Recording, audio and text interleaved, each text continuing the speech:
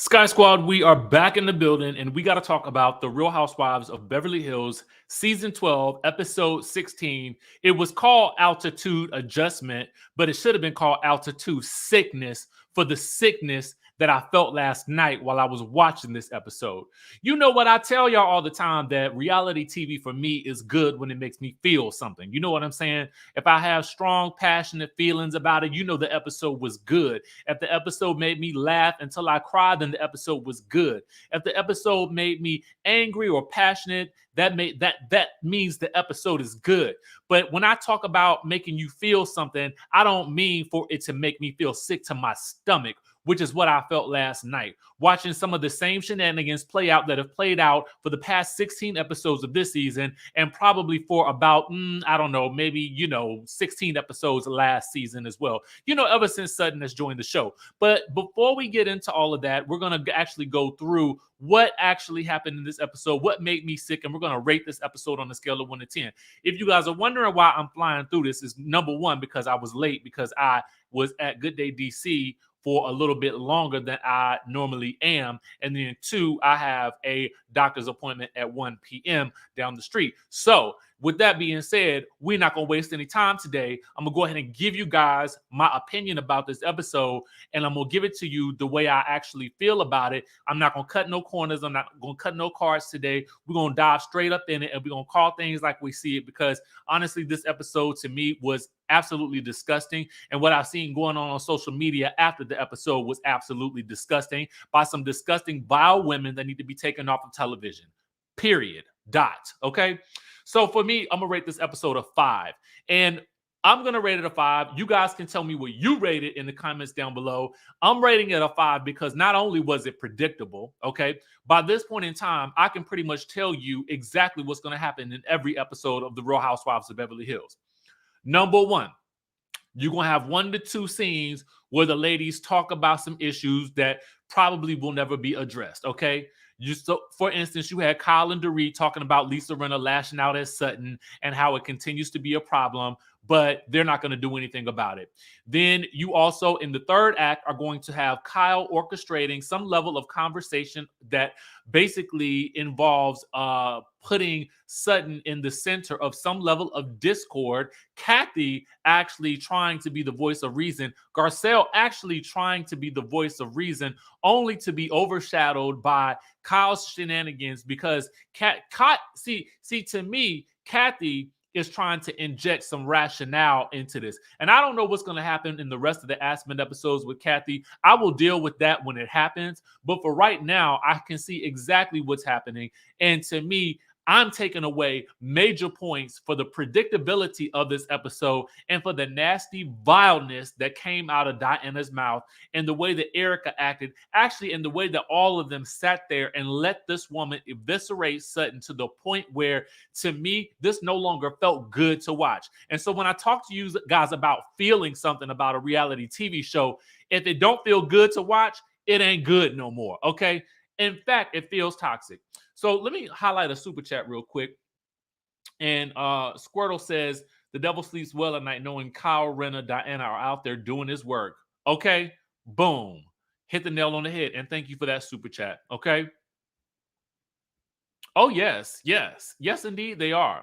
Okay, we got another super chat here from Miss D Green. We must pray for Sutton. She needs help. She absolutely needs help. But I got a couple of words from Miss Sutton as well, because I feel there's a certain thing that I feel like she's got to either stop doing, step up, or change. Okay, and that goes for Garcelle too, as well as Crystal. All right, so let's get into it. 4 days before Aspen, Dorit and Kyle are driving around talking about the drunken shenanigans that happened after the disco party. They talk about, Lisa Rinna, obviously, lashing out at Sutton, and it's always just Sutton because she ain't got the cojones to come after nobody else. They think that Sutton is the weakest link, and so that's why they continue to drag her, because they know it's going to make scene and it's going to make some television, and they know that there are no real consequences for going after Sutton the way that they do. Period. Next, they also decide that, even though she's going after Sutton every week, we're going to give her some grace because she's going through and through and through. Let me just say this. Your level of grief does not give you a pass for continuously harassing a cast member, okay? Because at this point, that's what it feels like, harassment. But moving on, Kyle says that it's also Sutton's fault sometimes too, and Dorit feels like Sutton can not always articulate herself, which is actually true. But Dorit, you're not the best at articulating yourself either, because according to the girls, you talk in circles, okay? And you've been talking in circles since you've been on this show. But we give you grace, and we've let you stay here for this long. Surely you can give Sutton the same amount of grace that we have all given you throughout your entire time on Housewives, where you've talking in so many different accents. I can't even tell which one is the most authentic one, okay? So if we're going to give passes to Dorit, we might as well give you a pass to Sutton too, for not being able to articulate herself when every episode is the same situation. You guys sit down and harp on something she said or did because that's all you guys got going on, okay? So next, Diana arrives in her backwards jumpsuit over at Garcelle's house, slurs her way through the house, tells Garcelle that she's staying in a hotel because she needs Ghostbusters to cleanse the energy in the hotel. Well, I tell you, the Ghostbusters must not have been working that day, okay, when they arrived into the Aspen. I don't think the Ghostbusters worked. Because ultimately, to me, this woman felt like she needed an exorcism, okay? Because clearly, by the time she slithered her way into dinner that night in Aspen, those weren't no good spirits that she brought in with her, okay? So if she needs some energy healers, I suggest she might want to hire a new staff because they are not doing their job, all right? So Lisa and Harry go through her mom's stuff. Lisa admits that anger is a big part of her grief process, okay? Anger, rage, acting out, rage, regret, whatever. You can add all of those things to the mix at this point. You know, I do feel for her for the loss of her mom, but again, it does not give you an excuse to mistreat people and treat people poorly over and over and over and over and over and over and over again, and then continue the same narrative on social media where you continue to act out, rage, regret, say that you're never going to post anything about the show again on social media. Then the next thing you know, you're posting things about people on social media again. It's just too much for me, woman. I think you need a break at this point. I think you need a break. Moving on. Kyle at her house doing putt-putt with Mauricio. They talk about the private jet for Aspen and how he's going to have to come with them because of the amazing ski conditions. JMW says, how you going to say you like Crystal but don't know the meaning of them? Girl, bye.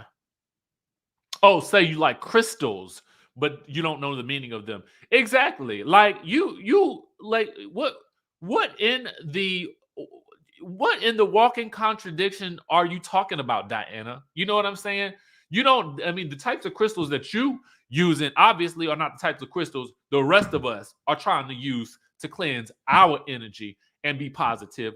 But whatever your lipping self want to say or do is fine with me, because I see that you're sending out cease and desist. So have at it, honey. Have at it, honey. Anyway, Dorit is packing, and we learned that she's going to stay with Sutton, Garcelle, Crystal, and Cherie, while Erika, Lisa, and Kathy are going to stay with Kyle, okay?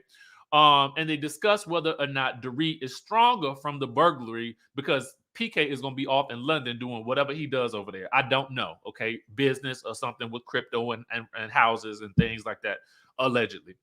So Kyle reveals, all right, that Sutton unfollowed Garcelle on Instagram, and she tells Mauricio how big of a statement that is. So that's going to be on the menu, of course. 2 days before Aspen, Crystal and Lucy are packing, and Garcelle and everybody goes through these little packing montages. Garcelle calls Cherie as she is prepping for Aspen, and Garcelle reveals that she's still upset with Erika for calling her a liar, and she does not want anything to do with Erika. Erika could be on fire, and she's got no water to give her.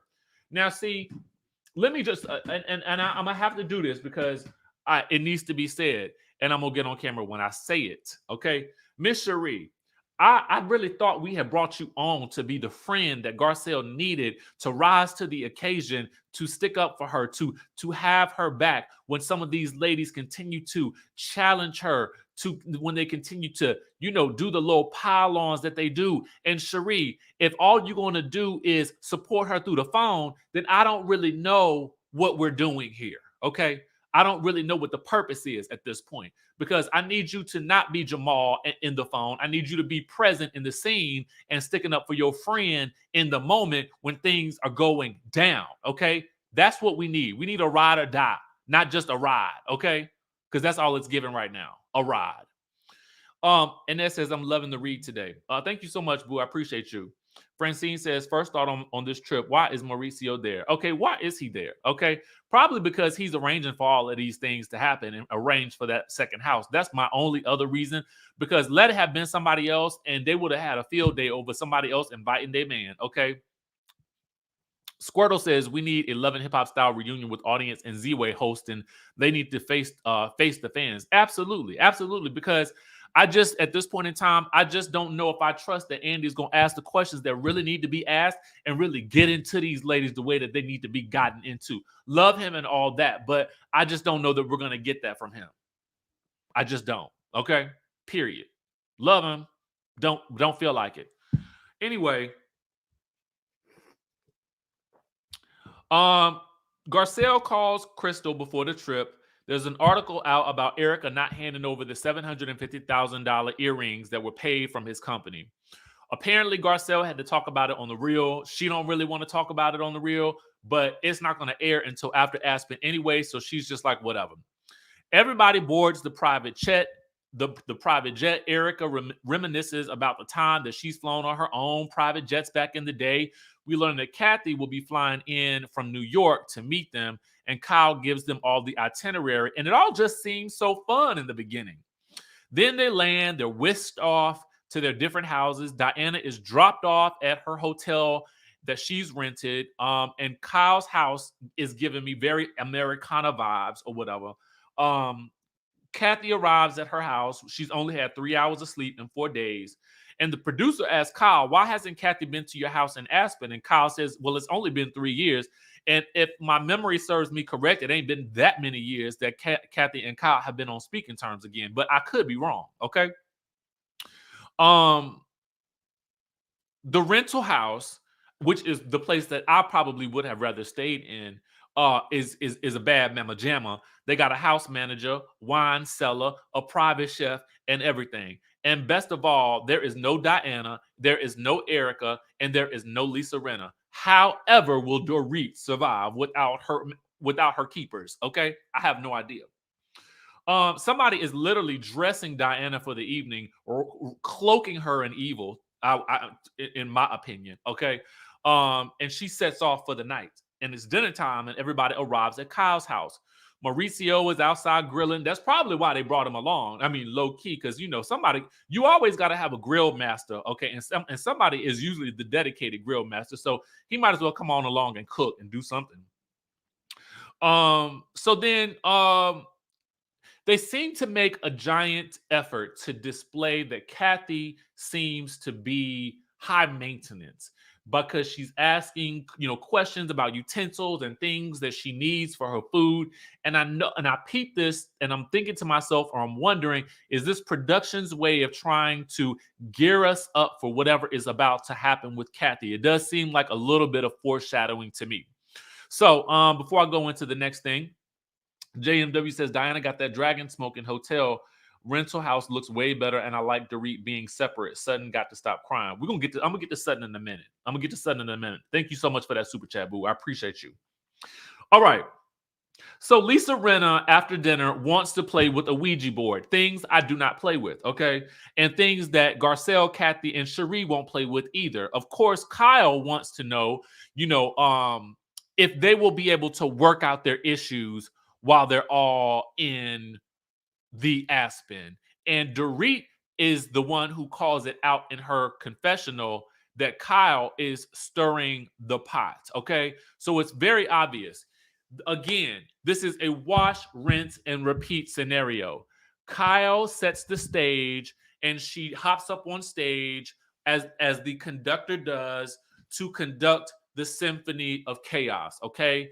And she sets things off by asking questions that she knows are going to be provocative for both either Garcelle or for Sutton. And it is usually Sutton that will be the target for the night, okay? Whether Sutton has come to realize this or not, I honestly have no clue. But she should be prepared for any time there is an after dinner scene that she is going to be the next thing on the menu. Okay. So the next question Kyle asks is, why did Garcelle unfollow Erika on Instagram? And apparently Sutton unfollowed her as well. So Erika in her confessional asked, I mean, why does anybody care about any of this? Which, to be honest with you, I'm like, I don't care either. But isn't it funny to me that Kyle cares so much about Garcelle and Sutton unfollowing Erika, that she gets up basically and storms off when she feels like she's not getting an honest answer from Sutton about why she unfollowed Erika and why they joked about it on the plane. Girl, nobody has to explain any of this to you. It is not even you who they unfollowed. So why do you care at the end of the day? You care more about them unfollowing Erika than you did about the fact that Erika cursed out Garcelle's son. Crazy, right? Isn't it odd? Isn't that the wildest thing you guys have ever heard? It's wild to me. Like it's Instagram. It's not like she cursed out somebody's child, okay? But Erika did, okay? Erika cursed out someone's child. So you're making it seem like Sutton did something so heinous to Erika. It means something so much, but it meant absolutely nothing that this grown woman cursed out a 14-year-old child for a cast member that you don't care nothing about, okay? But we ain't gonna talk about that. We're not gonna talk about the reality of it. We're not gonna talk about that part of it. Because if we got to talk about the reality of it, then I mean, you know, come on, right? Like, what kind of show? Would we still be able to watch this show if we really talked about the reality of that? All right, but I digress. All right, I digress. So Garcelle basically says she called me a liar, and I'm not really feeling that. And Erika says, well, you repeated to Dorit that I have this drinking problem trying to create this narrative. And then you went to Kyle, and Garcelle basically tells her, girl, I also came to you. Erika's like, when? Might it be that I don't know. But could it be that through all the medications and the drinking that maybe you just don't recall having conversations with people? Because we know that she asked you about it because we were all there. We all remember it. And so does production, but you can't seem to remember nothing. Okay. So, whose fault is that? Yours. Meanwhile, Garcelle says, you called me a liar. That was a stretch. I was emotional and I did something about it. Okay. I unfollowed you. And, you know, Kathy, God bless her. Kathy tells it like it is. Don't call people liars. Don't call them thieves. And don't call them the people that mess with kids. And I was like, Kathy, where did that come from? But I mean, it's kind of true when you think about it. And Garcelle basically tells Erika, girl, we don't have to be friends. Erika says, great. Garcelle's, I'm good with that. Erika, me too. It's like Erika always has to have the last word. I mean, and I was actually so proud of Garcelle in this moment because I felt like it set a boundary and let this chick know, like, I don't want to be friends with you. And I felt like she let the rest of the ladies know, we're not going to be friends, and do not try to stop this train from this. It's already set in motion. I'm done with her. Okay, period. But because they know that Garcelle is strong in her stance, let's move on to the weak link in this situation, and that is Sutton. Okay. For some reason, Kyle is heavily invested in why they were joking about unfollowing Erika. And Kathy says, guys, nobody cares. Don't take yourselves so seriously that you care that much about what someone is doing on social media. It's like Kyle is complaining that unfollowing somebody is immature, but at the same time, it's really not, okay? What's immature is you making this an issue, because if I want to unfollow you because I don't want to see your musty face no more, then I don't have to follow you and see your musty face. That's what that means, okay? It ain't got to be nothing more than that. I don't want to be your friend no more. Period. Point blank. And you, Kyle, the conductor of this symphony of chaos, there's nothing you can do or say to make Sutton try to seem like the bad person here because she has unfollowed this woman. Especially when Sutton brings up, this girl called me a whole see you next Tuesday last year, and ain't none of y'all said anything about it. And Rena's like, well, why should we say anything about it? I mean, duh, because it's wrong. First of all, Garcelle calls it in her confessional. This idea of calling another woman that word, like, it goes beyond the B word to me. It goes into a level, I think, for women, and I can only speak from an observer's perspective as a man. But even as a man, to like listen to grown women who are in their 50s call each other the "see you next Tuesday" words like that, it's just kind of gross to me. And the fact of the matter is, Diana at this point decides that she wants to uncloak her veil of darkness and step into the ring, slithering and licking her lips, talking about how, oh, that's because you are a "see you next Tuesday." And then Erika Jayne laughing and cackling about it. And the rest of these ladies just sitting there saying nothing. The only thing that Garcelle says is, don't say that. That's not okay. Garcelle, I need you to jump up, grab your girl, and whisk her away, okay? Whisk her away. You know, I've seen on Married to Medicine, when Mariah was on there, whenever it would get too hot and heavy, I'll always notice that her or Toya would say, come on, let's go to the bathroom. Let's go to the bathroom. Let's go to the bathroom. If you see something, say something, right? And I need you to say something with the force of the ancestors behind you, okay? Because this little flimsy, that's not okay. That's not okay. It's not enough in this situation. Because while the rest of these girls are laughing and cackling as Diana goes off and basically eviscerates Sutton, basically claiming also too that Sutton's own miscarriages meant nothing because nobody else knew about them, as if the woman needed to walk around advertising to everyone about her miscarriages. Maybe she just didn't want to do what you did, Diana, because that's all you have talked about since that point, okay? And I understand. I'm not trying to be insensitive to that, because I understand that there's pain that she is going through. But maybe, just maybe, if you are going through that much pain, doing this reality show is not the best idea for you at this point in time, because it is your choice to continue to do these things, to film, to drink, and to do all of these things in the midst of what you are saying is a trying time for you. So maybe this isn't the right time for you, okay? So that's number one. You want to talk about, you know, the grief process that you're going through at a certain time. Maybe, just maybe, the desire for fame should maybe not outweigh your desire to get better, okay? And I'm gonna call it like it is, because at this point in time, I can't be PC about it no more. Everybody else on the show is being PC about it, but for real, let's really have a conversation about it. Let's have a ponderosa, since they all got opinions. You know what I'm saying?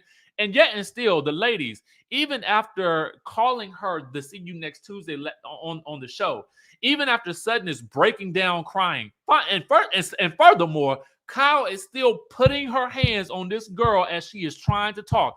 Kyle getting angry and upset when she doesn't have the moment that she thinks she has, until she hears Diana call Sutton the nasty word, runs back up in there to, oh, all of a sudden, Sutton, don't cry, girl. Sutton, you're being dramatic. Sutton, you're being dramatic. You gaslighting this woman. You're tapping her on her leg. You gaslighting her. You done put her in this situation. You have got this one. This Diana is going slam off on her. Erika's cackling in the background. Lisa Rinna's cackling. Crystal is just shell shocked. She don't even know what to say half the time. I'm like, listen, I need y'all to step your game up, okay? Step your game up. You want to be on this show, I'm gonna need y'all to be active, okay? When you see something happening to your friend and your friend is being like annihilated, don't just sit there, okay, and watch it all go down, okay? Because for 16 episodes, this has been the same thing that's been happening. Somebody got to say something about it.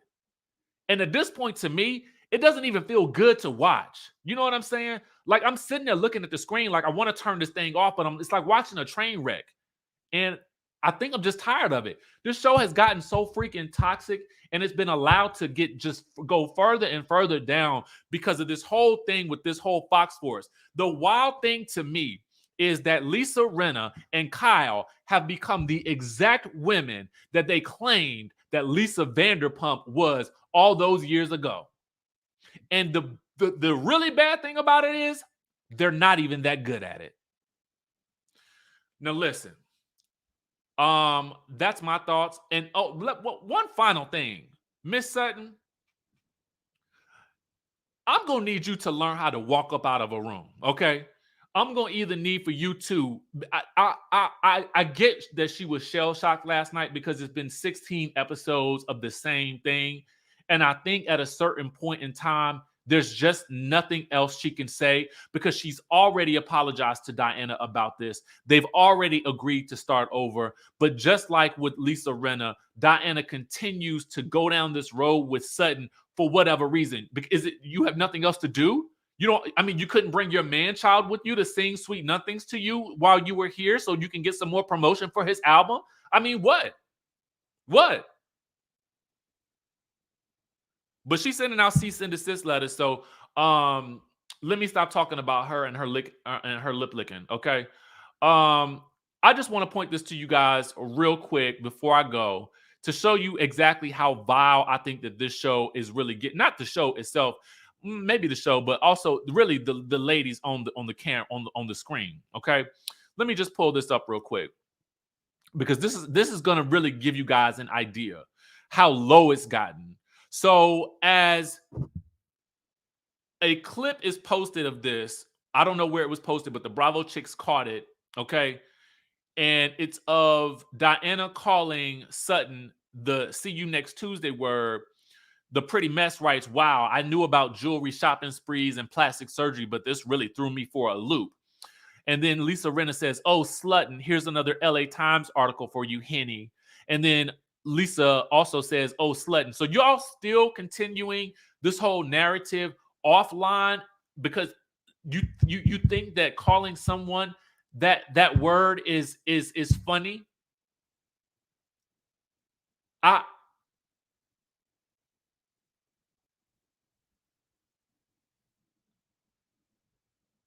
have nothing else. I have nothing else. Um, that's where we are with this. It has been disturbing me since last night, and it's disturbing me right now.